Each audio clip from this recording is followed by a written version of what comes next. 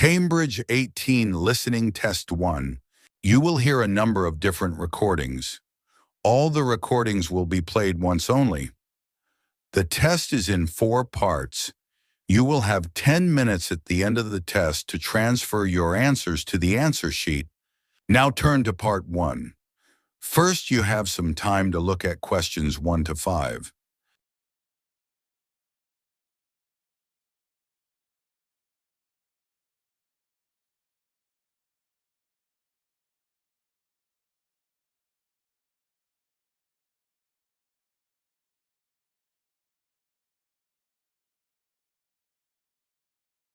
Listen carefully and answer questions 1 to 5. Excuse me, would you mind if I asked you some questions? We're doing a survey on transport. Yes, that's okay. First of all, can I take your name? Yes, it's Sadie Jones. Thanks very much. And could I have your date of birth? Just the year will do, actually. Is that all right? Yes, that's fine. It's 1991. So next your postcode, please. It's DW3Q7YZ. Great, thanks. Is that in Wells? No, it's actually in Harborne. Wells isn't far from there, though. I really like that area. My grandmother lived there when I was a kid. Yes, it is nice. Right, so now I want to ask you some questions about how you travelled here today. Did you use public transport? Yes, I came by bus. Okay, and that was today. It's the 24th of April, isn't it? Isn't it the 25th? No, actually, you're right. Haha. And what was the reason for your trip today? I can see you've got some shopping with you. Yes, I did some shopping, but the main reason I came here was to go to the dentist. That's not much fun. Hope it was nothing serious. No, it was just a checkup. It's fine. Good. Do you normally travel by bus into the city centre? Yes, I stopped driving in ages ago because parking was so difficult to find, and it costs so much. I see. The bus is much more convenient, too. It only takes about 30 minutes. That's good. So where did you start your journey? At the bus stop on Claxby Street. Is that Claxby? That's right. Before you hear the rest of the conversation, you have some time to look at questions 6 to 10.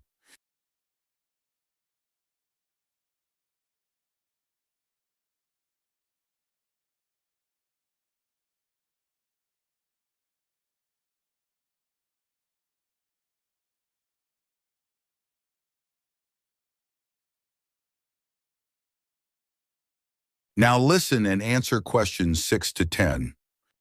And how satisfied with the service are you? Do you have any complaints? Well, as I said, it's very convenient and quick when it's on time. But this morning it was late. Only about 10 minutes, but still. Yes, I understand that's annoying. And what about the timetable? Do you have any comments about that?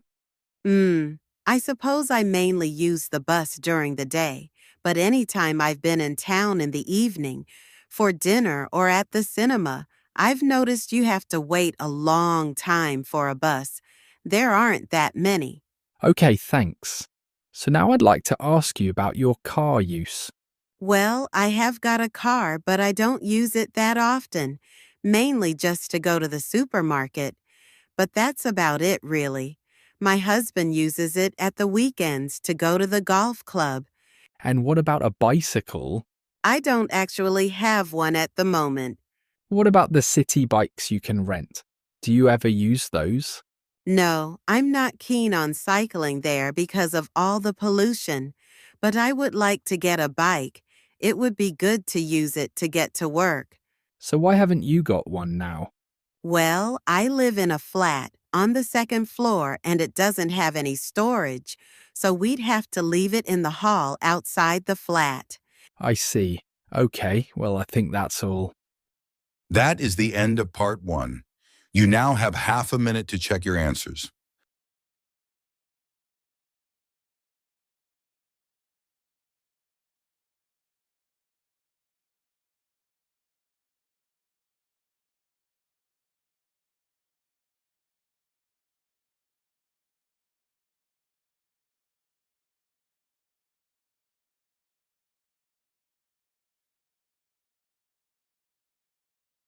Now turn to part 2. First, you have some time to look at questions 11 to 15.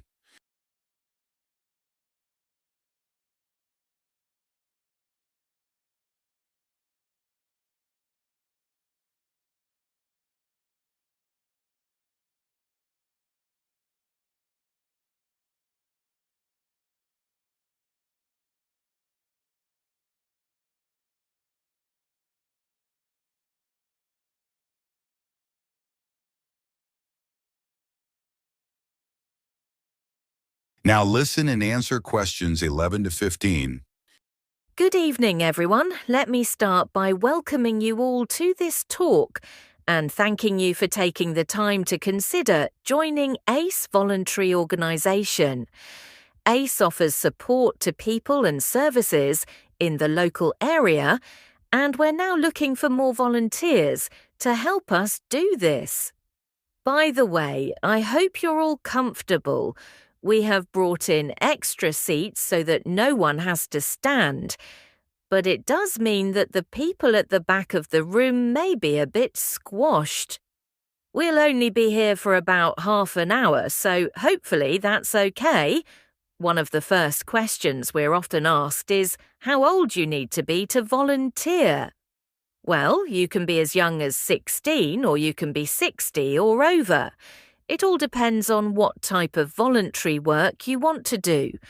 Other considerations, such as reliability, are crucial in voluntary work, and age isn't related to these in our experience. Another question we get asked relates to training. Well, there's plenty of that, and it's all face-to-face. What's more, training doesn't end when you start working for us. It takes place before, during, and after periods of work. Often it's run by other experienced volunteers, as managers tend to prefer to get on with other things. Now, I would ask you to consider a couple of important issues before you decide to apply for voluntary work. We don't worry about why you want to be a volunteer. People have many different reasons that range from getting work experience to just doing something they've always wanted to do. But it is critical that you have enough hours in the day for whatever role we agree is suitable for you. If being a volunteer becomes stressful, then it's best not to do it at all. You may think that your income is important, but we don't ask about that. It's up to you to decide if you can work without earning money. What we value is dedication. Some of our most loyal volunteers earn very little themselves, but still give their full energy to the work they do with us. Before you hear the rest of the conversation, you have some time to look at questions 16 to 20.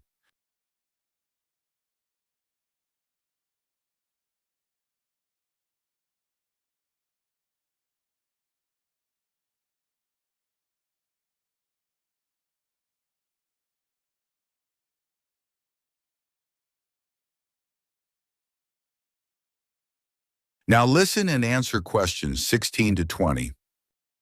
Okay, so let's take a look at some of the work areas that we need volunteers for, and the sort of things that would help you in those. You may wish simply to help us raise money.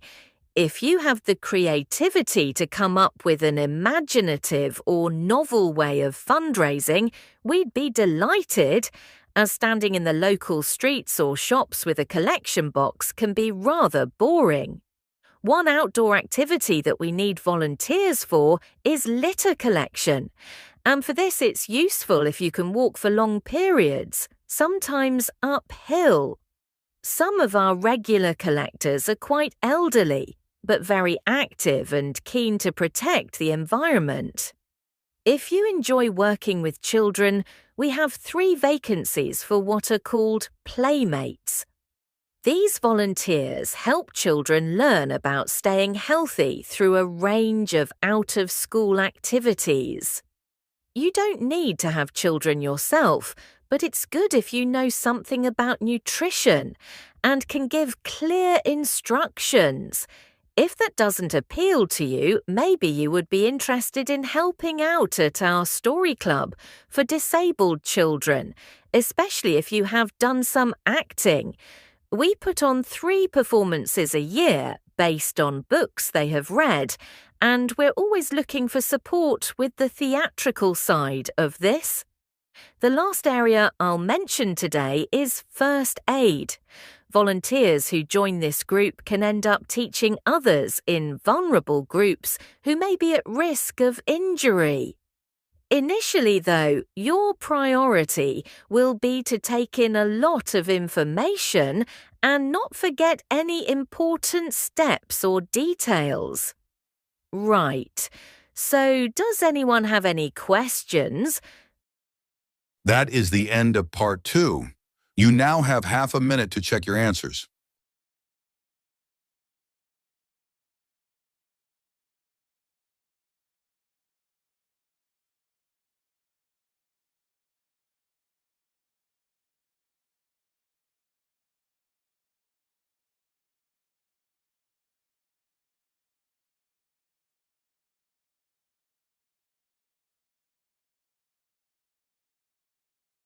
Now turn to part 3. First, you have some time to look at questions 21 to 26.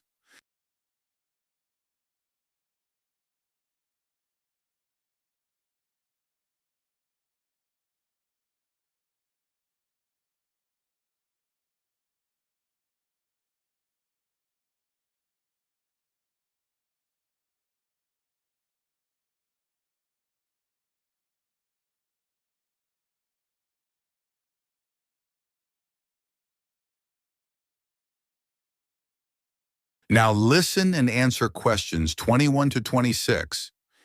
Hi, Chantal. What did you think of the talk then? Hi, Hugo. I thought it was good once I'd moved seats. Oh, were the people beside you chatting or something? It wasn't that. I went early so that I'd get a seat and not have to stand. But then this guy sat right in front of me and he was so tall. It's hard to see through people's heads, isn't it? Impossible. Anyway, to answer your question, I thought it was really interesting, especially what the speaker said about the job market. Me too. I mean, we know we're going into a really competitive field, so it's obvious that we may struggle to get work. That's right. And we know we can't all have that dream job. Yeah, but it looks like there's a whole range of areas of work that we hadn't even thought of, like fashion journalism, for instance. Yeah, I wasn't expecting so many career options. Overall, she had quite a strong message, didn't she? She did. She kept saying things like, I know you all think this, but... And then she'd tell us how it really is. Perhaps she thinks students are a bit narrow-minded about the industry. It was a bit harsh, though. We know it's a tough industry. Yeah, and we're only first years after all. We've got a lot to learn. Exactly. Do you think our secondary school education should have been more career-focused? Well, we had numerous talks on careers, which was good, but none of them were very inspiring. They could have asked more people, like today's speaker, to talk to us. I agree. We were told about lots of different careers, just when we needed to be, but not by the experts who really know stuff. So, did today's talk influence your thoughts on what career you'd like to take up in the future? Well, I promised myself that I'd go through this course and keep an open mind till the end. But I think it's better to pick an area of the industry now and then aim to get better and better at it. Well, I think we'll just have to differ on that issue. One thing's for certain, though. From what she said, we'll be unpaid assistants in the industry for quite a long time. I'm prepared for that, aren't you? Actually, I'm not going to accept that view. Really? But she knows it's the case, and everyone else says the same. That doesn't mean it has to be true for me. Okay, well, I hope you're right. Before you hear the rest of the conversation, you have some time to look at questions 27 to 30.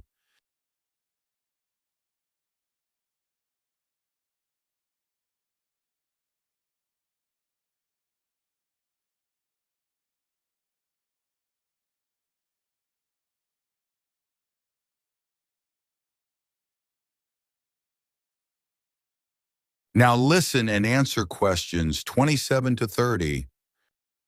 I thought the speaker's account of her first job was fascinating. Yeah, she admitted she was lucky to get work being a personal dresser for a musician. She didn't even apply for the job, and there she was, getting paid to choose all his clothes. It must have felt amazing, though she said all she was looking for back then was experience, not financial reward. Hmm? And then he was so mean, telling her she was more interested in her own appearance than his. But she did realise he was right about that, which really made me think. I'm always considering my own clothes, but now I can see you should be focusing on your client. She obviously regretted losing the job. Well, as she said, she should have hidden her negative feelings about him, but she didn't. It was really brave the way she picked herself up and took that job in retail. Fancy working in a shop after that. Yeah, well, she recommended we all do it at some point. I guess as a designer, you'd get to find out some useful information, like how big or small the average shopper is. I think that's an issue for manufacturers, not designers. However, it would be useful to know if there's a gap in the market, an item that no one's stocking, but the consumers are looking for. Yeah, people don't give up searching. They also take things back to the store if they aren't right. Yeah. Imagine you worked in an expensive shop and you found out the garments sold there were being returned because they fell apart in the wash. Yeah, it would be good to know that kind of thing. Yeah? That is the end of part 3. You now have half a minute to check your answers.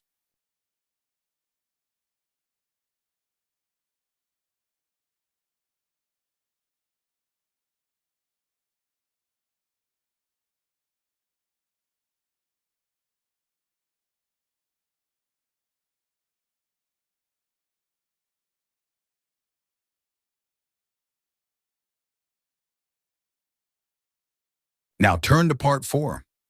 First, you have some time to look at questions 31 to 40.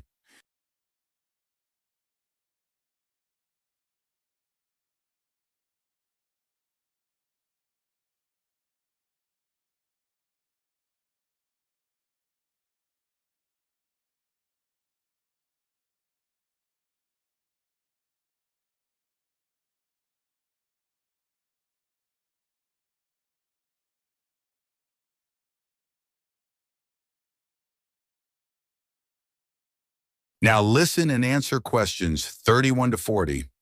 For my presentation today, I want to tell you about how groups of elephants have been moved and settled in new reserves. This is known as translocation and has been carried out in Malawi in Africa in recent years. The reason this is being done is because of overpopulation of elephants in some areas. Overpopulation is a good problem to have, and not one we tend to hear about very often.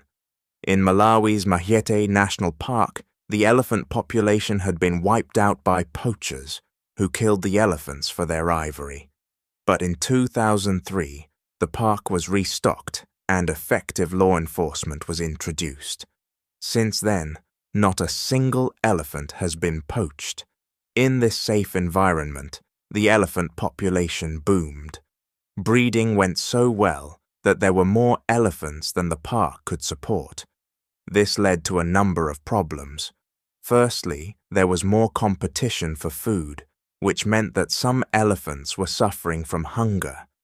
As there was a limit to the amount of food in the national park, some elephants began looking further afield. Elephants were routinely knocking down fences around the park, which then had to be repaired at a significant cost.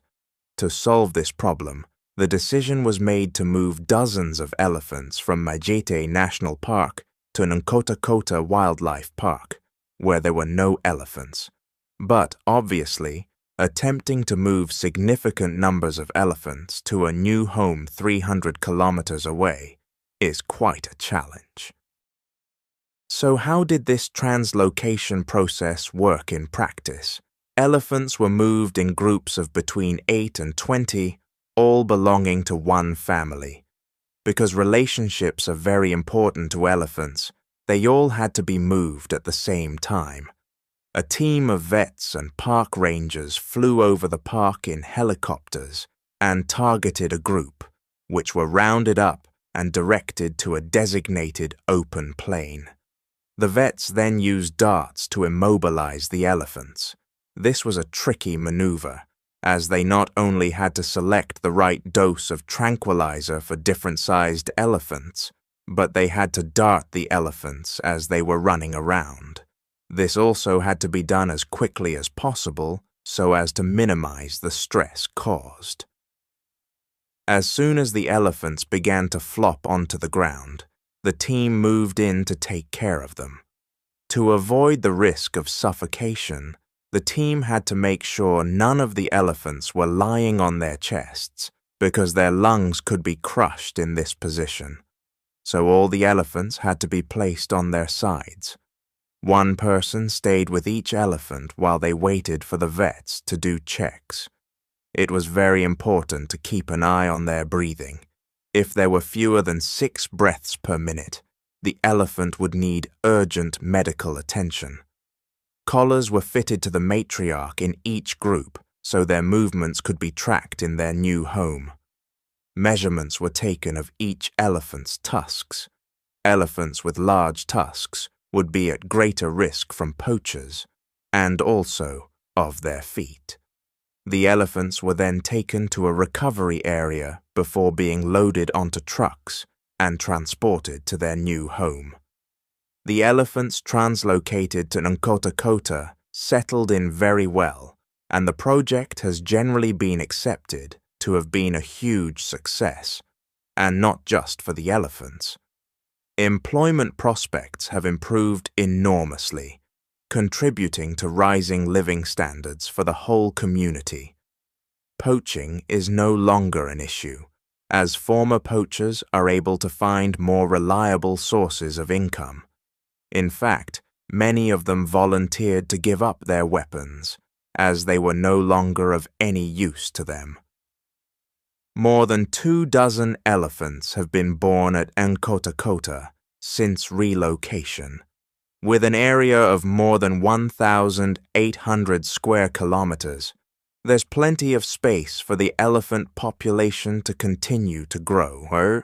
Their presence is also helping to rebalance Nkota's damaged ecosystem and providing a sustainable conservation model which could be replicated in other parks. All this has been a big draw for tourism, which contributes 5 times more than the illegal wildlife trade to GDP, and this is mainly because of the elephants. There's also been a dramatic rise in interest. That is the end of part 4. You now have 10 minutes to transfer your answers to the answer sheet.